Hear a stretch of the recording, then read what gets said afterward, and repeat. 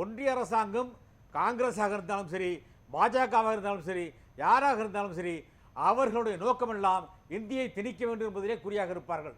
அதற்குத்தான் நேரு காலத்திலேயே உத்தரவாதத்தை அண்ணா வாங்கினார். இது மாதிரி இந்தியை திணிக்கக்கூடாதுன்னு. மக்கள் விரும்பாத வரை இந்தி திணிக்கப்பட மாட்டாது என்று நேரு உத்தரவாதம் கொடுத்தார். அதற்கு பின்னாலும் ஒரு நிகழ்ச்சி, என்னோட சம்பவம், என்னுடைய பர்சனல் லைஃப்பில் நடந்த சம்பவத்தை சொல்கிறேன்.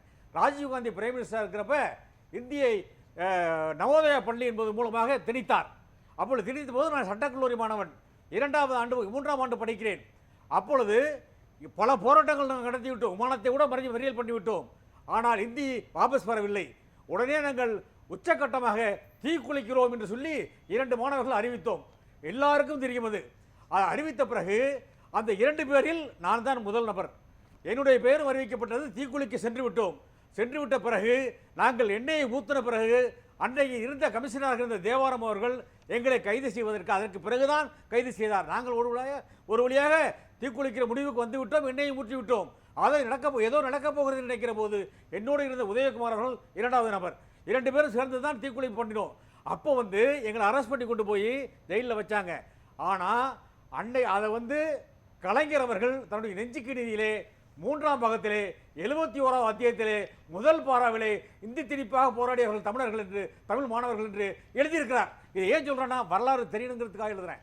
இது மாதிரி மாணவர்கள் தான் அன்றைக்கு இந்தி திணிப்பை எதிர்த்து 1965 3000 மாணவர்கள் அண்ணாமலை பல்கலைக்கழகத்திலே கருப்பு கொடி ஏந்தி போராட்டமாக வந்தார்கள். இதுல என்ன சிறப்புன்னு கேட்டீங்கன்னா 1989 சரி பண்ணிட்டா பருப்படி ஆட்சி மொழியா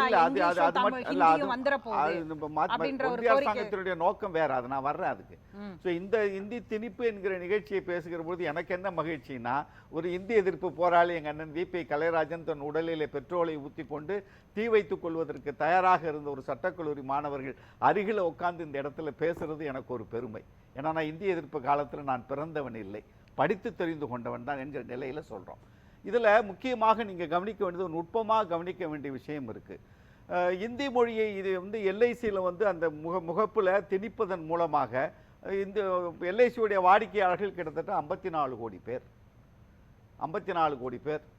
நீங்க ஏற்கனவே கேட்டீங்க இது எப்போ ஆரம்பிச்சதுன்னு கேட்டீங்க. 1956 செப்டம்பர் மாதம் 1ஆம் தேதி 5 கோடி முதலீட்டில் ஆரம்பிச்சது.